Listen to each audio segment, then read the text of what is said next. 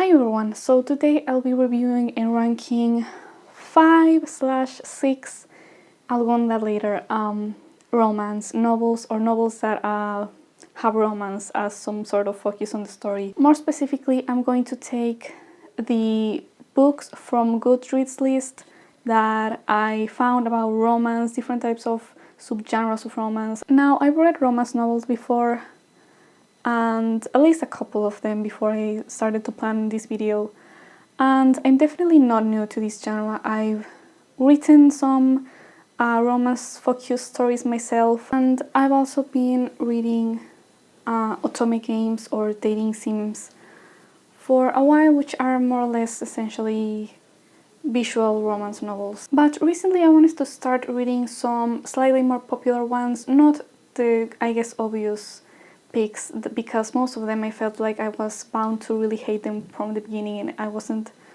really want to start reading stuff that I knew from the beginning that I was probably not going to like. But I did want to find at least a few that I could recommend wholeheartedly and that I could rate 4 or maybe 5 stars. So like I said, I tried to choose books that I was at least slightly interested in, not ones that I was expecting to be bad. For example, a lot of lists on Goodreads had Twilight or 50 Shades as the first option as the number ones, and I was like, I mean, I have already read Twilight. I read it being a tween, preteen, you know, and 50 Shades I already spoke about in one of my more recent videos that I would never read. And there are also other really popular ones that I just didn't really have any interest in reading. Outlander, Beautiful Disaster, to say a couple of them, that from the ones that were the most popular that I found in lists. And the ones that I decided on for this ranking were Pride and Prejudice by Jane Austen, 99% Mine by Sally Thorne. Wait, let me tell you the genres. Pride and Prejudice is a classic, of course. 99% Mine is a recent contemporary. City of Bones by Cassandra Clare, which is a YA paranormal / urban fantasy.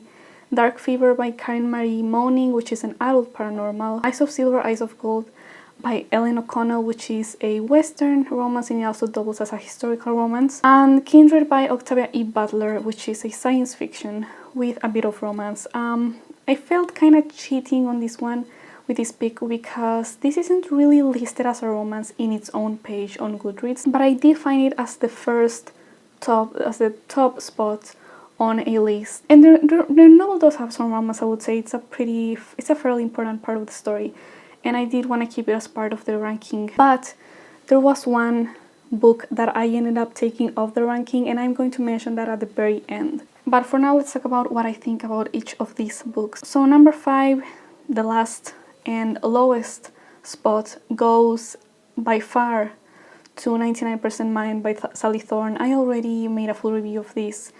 I gave it half a star out of 5. The summary of my review, to just give you the spark notes on my own review, I guess, is that, for one, the romance itself sucks, okay?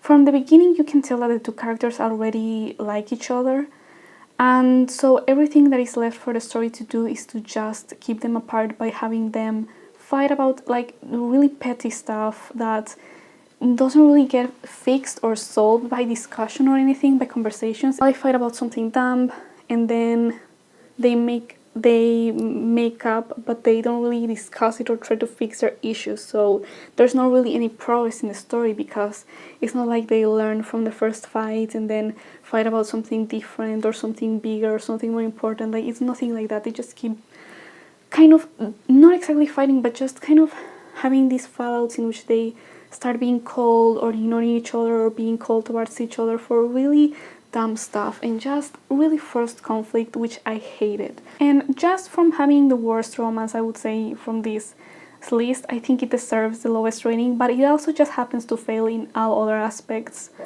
All of them. The writing style is at best average, if not below average, really. The story structure is really, really weak, like I said, because there's no real progress in the story. There's only like this dynamic going on over and over. The characters are possibly the worst aspect. They're alternately written. The worst one is by far the main character, who is also the narrator, so that's even worse for the experience of reading this novel. The main character thinks and acts like a child sometimes, and like I said, she's the one narrating, so we have to listen to her really dumb thoughts. The love interest is really bland. The main characters being interesting is very important for a romance, because why else would you root for them being together if you don't like either of them, if you don't find them interesting characters, you don't see the chemistry between them. So this book just fails in all possible ways in which any book of any genre can fail, but especially as a romance. Number 4 is going to be one that might really bother some of you, because this is a very, very popular and very well loved romance novel by quite a lot of people, which is Pride and Prejudice. I gave it 1.5 stars out of 5. This one baffles me. Like I said, this is really, really loved, and I don't really understand it. I know there are things to like about this story, but I think they're really few and far between. So in case you don't know, this story is about a family, more like the daughters of a couple, and the mother wants to marry them off to a rich man, and they are okay with the idea, but the story is basically about the potential romance between a guy from a rich family who is kind of an asshole, and the main character, who is one of the daughters of this couple, and she initially doesn't really like him, and he seems to not like her at first, but the romance is basically about them getting together and stuff like that. My main problem with this story is also my first point, which is writing style. As always, I usually start with that point. The style is really, really straightforward and just constantly will tell instead of showing. It just directly explains the motivations of the characters, their personalities, their attitudes. Everything is explained to you pretty much as soon as those characters are introduced. Even visual aspects as well. Like, for example, furniture is told to you, is said to be, oh, it's elegant, but it's not too gaudy, it's not too tacky, it's just the right amount. Like, don't interpret things for me. I really don't like that kind of style where it doesn't want you to make up your own mind about it. And I understand that, sometimes the style is supposed to be ironic. It's clear at some points, I guess, but it often seems like it's meant to be sarcastic, but it doesn't matter, because it's still doing the same thing. It's still explaining everything to you, and there's not a lot for you to make up your mind on, aside from what the narrator is telling you and a couple of things that people say, but even then, not really much. Another problem that I have is the plot, the storyline, the pacing. After about halfway through the story, 3 things happen, maybe 3 things. And most of what the story is really about is people just talking about how much they like or dislike someone, and talking about why they like or dislike them. I mean, it's just not even really that interesting to read about. A lot of the things that happen in the story are very expected, like the fact that Mr. Darcy is going to turn out to be more misunderstood and actually not that bad. My main problem with the pacing is also the fact that there's no reason why this novel has to be this long. There is so much going on that just is related to, I guess, the romance aspect of the story, but it feels a lot like filler, a story like this one should have been maybe 200 pages at most, and it just drags on forever. I also felt like the characters were pretty flat and kind of cartoonish, and I know that some of them are supposed to be that way because it's supposed to be critical of them or whatever. More on that later. But some are a bit better, like Elizabeth, Mr. Darcy, maybe Mr. Bennet have a bit more depth to them, but even then I wasn't quite convinced. But for example, by Darcy's really fast liking of her, really sudden, because it was really very sudden and really strong enough to just propose to her very, very fast, right? Like halfway through the story, I think. But at least the story did acknowledge that it was kind of weird on his part, and at least Elizabeth had to know him better to like him back, and both of them changed throughout the story because of the story itself and because of what they learn about each other. So I think the romance is possibly the strongest aspect of this novel. The thing is that the romance isn't really the focus of the story in terms of what's happening in the story. Like, there's not really that much interaction between them, between those 2 characters. And also there are way too many characters in this story, and some of them are not really that different from each other, not different enough to really deserve being in the story, because some of them kind of blend into each other. You forget about some people because they just don't really stand out by themselves. They don't really feel important to the story. In terms of depth, I give it half a star. I get that there's some sort of satirical sense, like I said, about why so many characters are really, really annoying and likable, but it also makes for a depiction of people that for me kind of lacks nuance. I feel like these characters are often just made to represent concepts rather than seeming like real people. And even then I felt like the reason why a couple of, you know, female characters were made to seem shallow was really not so much to comment on, you know, society or whatever, but more to make Elizabeth look better by comparison. And same with Darcy. Of course you want the main characters at least, to be liked by the reader, and that's also why I give it half a star, because, you know, there are some things I guess to take from this novel as well, in terms of, you know, not being deceived by your first impression of people. In terms of my personal enjoyment of this novel, I was very much suffering the whole way through, mostly because the style was really annoying. Like I said, really annoying. The narrator, I know, I figure that it's supposed to be unreliable, but it's really hard to read that. I mean, that voice telling you the entire story, it feels like it's obstructing the romance really more than anything else. I felt really like the whole story was kind of obstructing the romance, because like I said,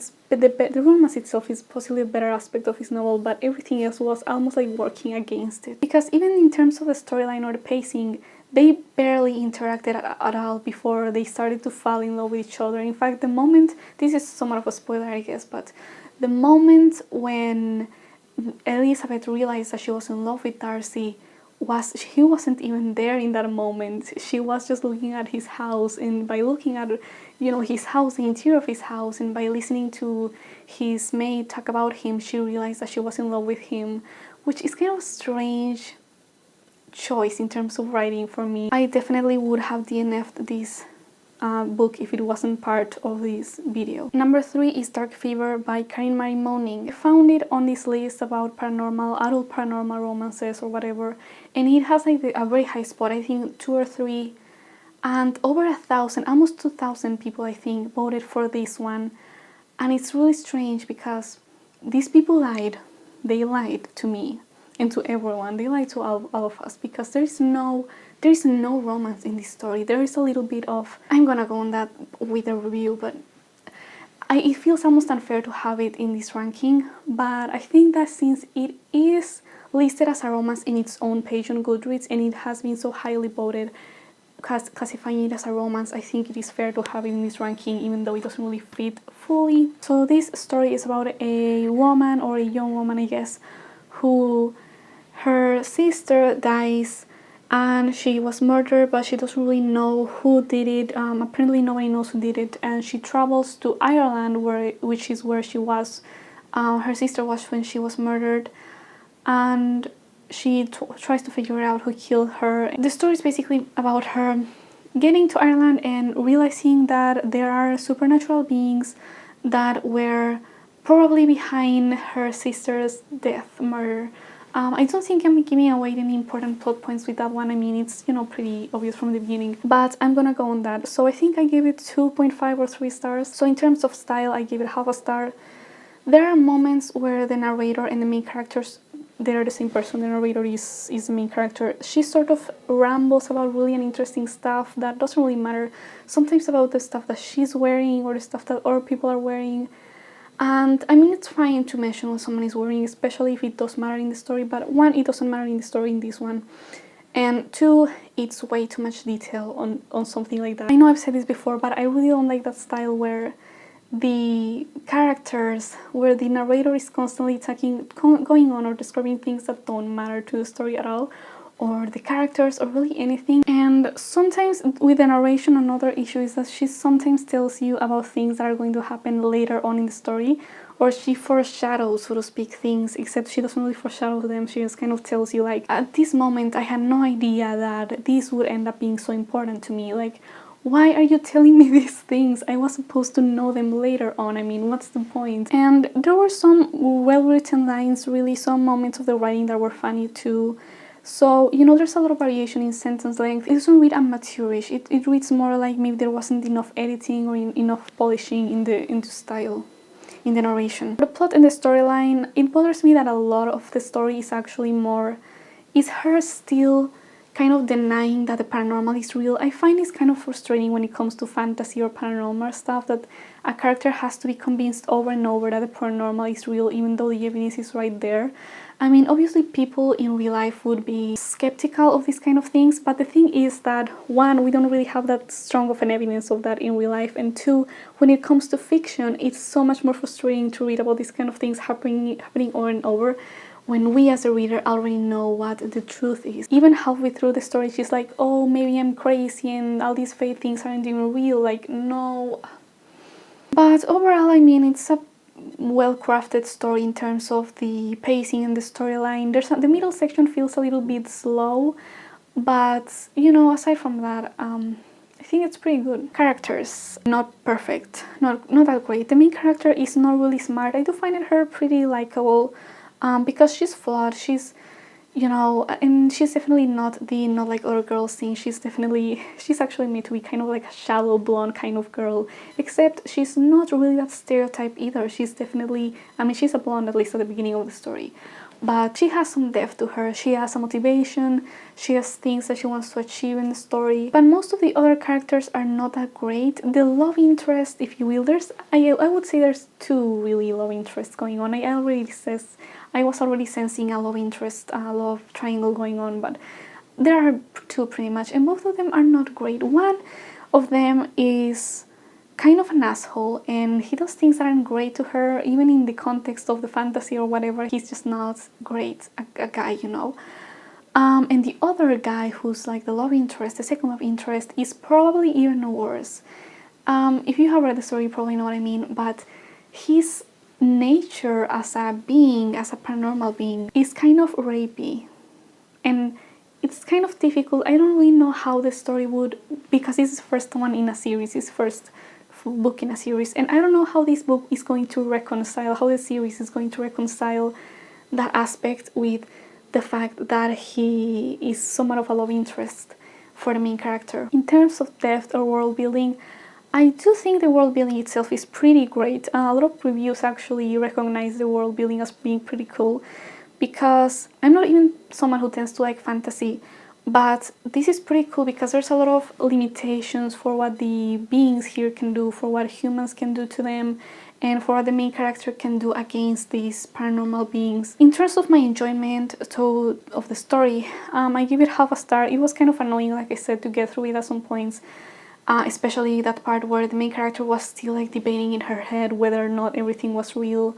Kind of frustrating to read. Some of her lines, like I said, a lot of what she said was really boring and uninteresting and sort of annoying because she came off as kind of shallow and a little bit whiny at times. Not really that bad. I mean, she's a flawed character after all, so you know, I can't really fault the story too much. And the other thing is that, of course, I was expecting romance in this book, and there is nothing of the sort. There are moments that are sort of erotic in nature, but they're not romantic at all. They're sort of these erotic moments are not tied to romantic feelings or anything of the sort in this, at least in this first book. And it bothers me because if you wanted to vote for the second or the third book, I don't really know how much romance there is in those books, but if you wanted to vote for those as adult paranormal romance, why didn't you vote for those? Why did you deceive me with the first one supposedly being romance? So number 2 is Kindred by Octavia E. Butler. This one is, I read it I think more than a year ago at this point, but so like I said, it's kind of cheating, but you know, I wanted to have at least 5 proper spots for the ranking, so I decided to include it, and like I said, it is the first one in a list about romance, so you know, I do think it's fair to have it in the ranking. This story is about a black woman. She's living in the 70s. This is a contemporary book. It was written in the 70s, so that aspect of the book is contemporary, but then she sort of gets time travel, forcefully travels back to, I think, the late 17th century, or maybe not the 17th century, the late 18th century, or maybe the early 19th century, I don't really remember, but you know, the time where slavery was not abolished yet in the US. And so she kind of goes back and forth between those two places, and she sort of has different conflicts going on each of them. That's sort of the, you know, summary. In terms of the style, I give it half a star for that. It's a little bit too simple. I remember that at times it felt like I was reading young adult or something because it was so incredibly simple. A lot of the lines are like, I went downstairs, I saw someone there and he waved at me and he said hi. I mean, you know, it's a bit too obvious. But at the same time, it doesn't get too much in the way of the story, so I give it half a star as opposed to none at all. For the plot and storyline, half a star again. For the most part, it's a pretty logical, you know, sequence of events where there's always something to do, there's always some sort of conflict going on, something to be solved. And there were a few moments that felt like a sort of deus ex machina, if you will. But I guess that it did make sense in the context of the story, in the context of the science fiction aspect of this story. For characters, I give it a full star. They're pretty complex characters. I feel like they were very nuanced in the sense that I don't think any of the characters can really be said to be a villain of the story. Because even the ones that were antagonistic, even the antagonists of the main character, those were dealt with a lot of humanity. Like, you were supposed to see them, all the characters really, you were supposed to see them as people with different views and interests. And I think even the characters who help the main character or who are around them and don't antagonize her are also not necessarily meant to be seen as good, you know. All of them are just kind of, you know, people in their context. And I also really liked the romance. Like I said, it's not a very strong aspect of the story, but there is romance in the story. And I like the romance between Kevin and the main character Dana or Dana. It was a pretty wholesome romance, which is more than can be said about Darkfever. And I liked them together. It was pretty nice. So for depth and world building, we don't really know much about why she's time traveling, whether it has more to do with her individually, or it's, you know, part of a larger thing, or like I said in my review, I made a full review of this one as well. We don't really know whether it's because of race, whether it's because she's black, or it has something to do with slavery specifically, or the US specifically. I mean, we don't really know. And like I said, the writing style is so simple that it kind of takes away from the potential depth that this could have had. But her observations are pretty interesting. I do think there is something to take from this novel, although I also feel like, you know, everything that there is to take from this novel, you can just understand from the first reading. You know, there's not really that much of a point for a rereading, which I guess is a pro and a con. For some people, it would be more of a pro. My last point is enjoyment, and for that I also gave it half a star. It's easy to get through. It's pretty enjoyable despite the topics and everything. And I wouldn't really see the point of rereading it. But at the same time, like I said, I really enjoyed the romance. Kevin was a pretty cool character. Like I said, I liked them together. And so I think it pretty much deserves the 3 stars. He deserves to be called above average romance, or at least a science fiction / romance novel. Number 1 is Eyes of Silver, Eyes of Gold by Ellen O'Connell. So this was the historical fiction romance / Western romance of the bunch. It was the number 1 in a Western romance list on Goodreads, and I have to say I was pretty impressed by it. So this is set in the 19th century, as you can imagine for a Western, seems to be anyway. And she has this childhood friend. She's sort of pretty much tortured in her own house by her family, and she escapes at the beginning of the story. And she goes to his place, and they are essentially forcefully married. And this guy is also a it seems to me that the word, I mean, I don't want to say it. Okay, I don't know where to say this word, but he's a half Native American and half white man, and which is pretty relevant in the story. I will go on that later, but that is a pretty important part of the story.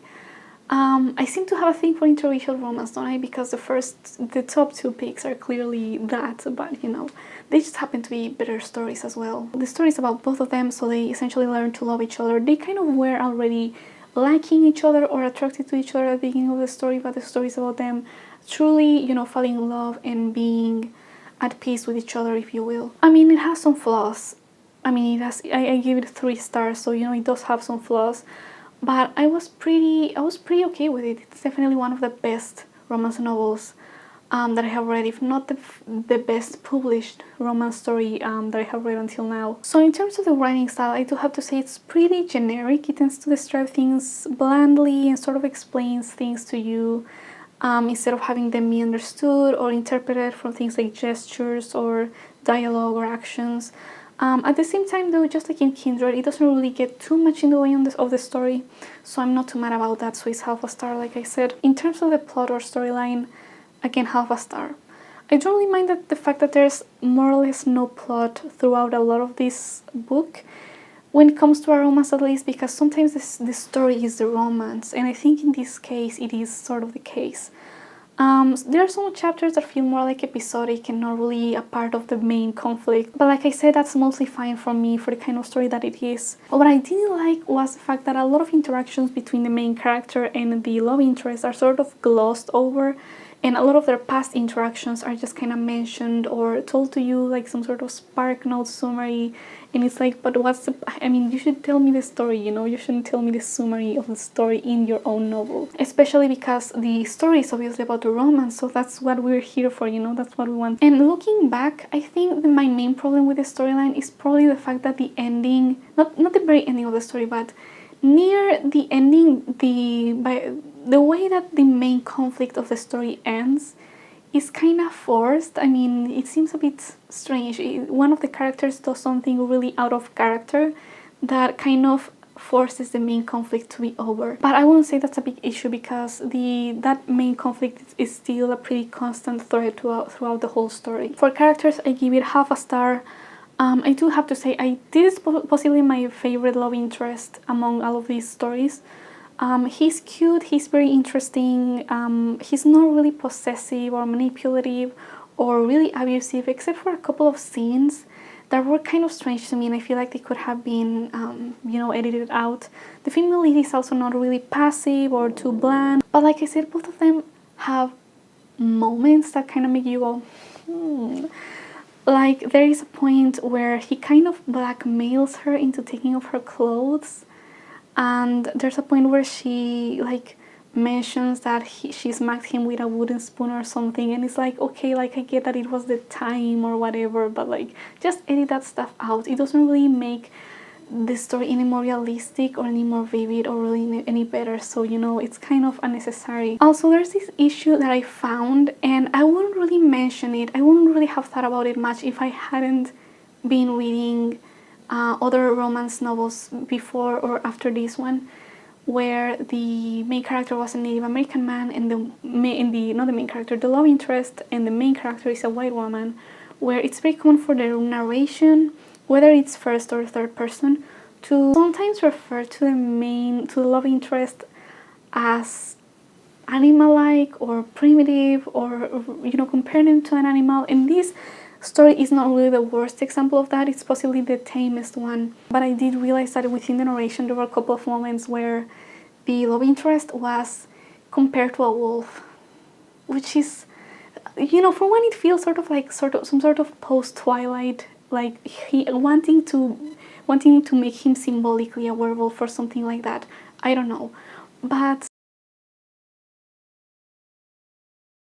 again, I feel like that should have been edited out, because it didn't really add anything to the characters, it didn't really develop them, it didn't make it anything more realistic, it didn't really make a better writing style, it just didn't really work. Speaking of him being a Native American, I feel like there was somewhat of a missed opportunity as well with this novel, because we know that he is one, but half Native anyway, but we don't really know much about what exactly he is, or what maybe his mother taught him about he being the Cheyenne. All of that is just kind of like, put to the side, and we don't really know much about how he feels about that aspect of his identity, whether he, I don't know, I mean, there's not really much exploration of that, which, is not the worst thing in the world, but it's just kind of a missed opportunity to make a much more interesting character. In terms of depth, I feel like they're mostly bluntly placed into good and evil, which I guess makes sense if you want to read it to know who to root for, which, I mean, you don't really need to tell us, but The novel also doesn't really have much to say in terms of anything else.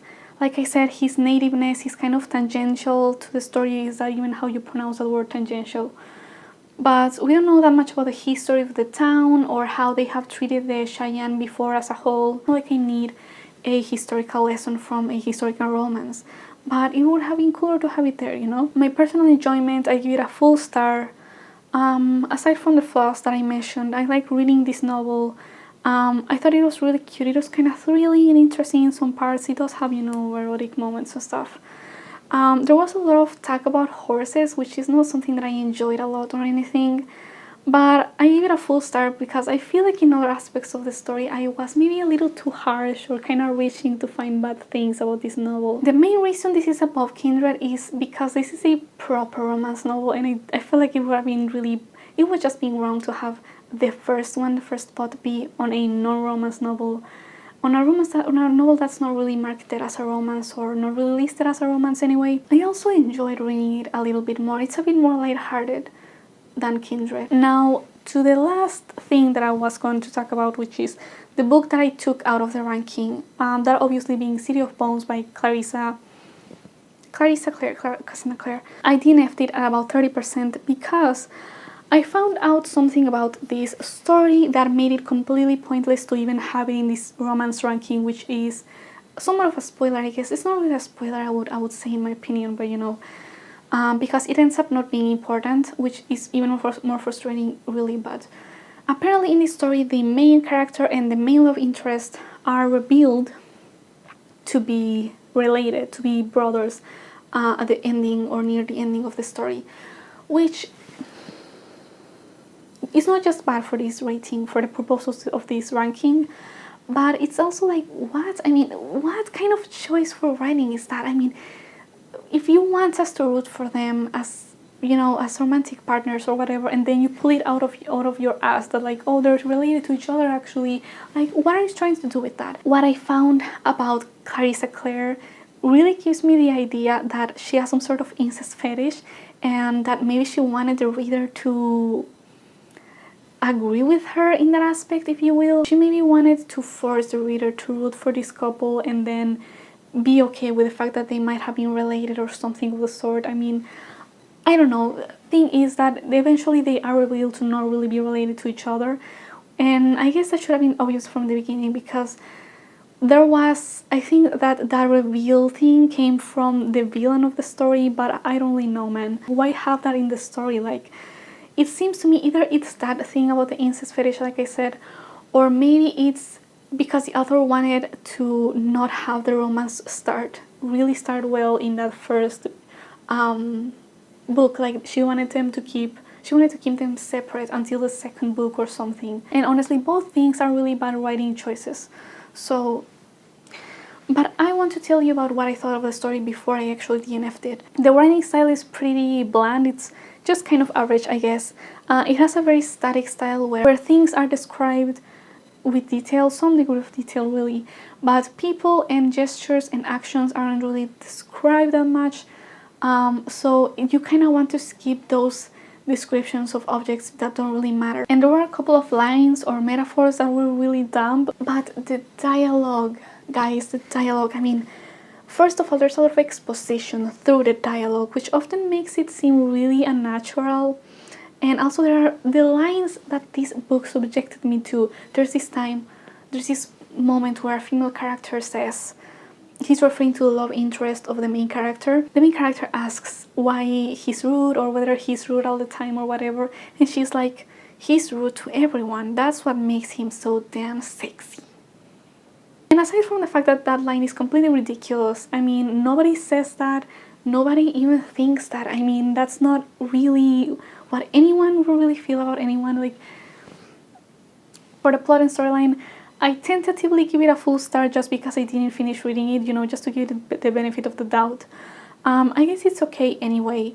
There were a few moments that kind of felt like the author was just adding characters to give more exposition, but for the most part I felt like it was okay in terms of pacing. In terms of the characters, that's possibly the worst aspect of this book. They're so one-dimensional.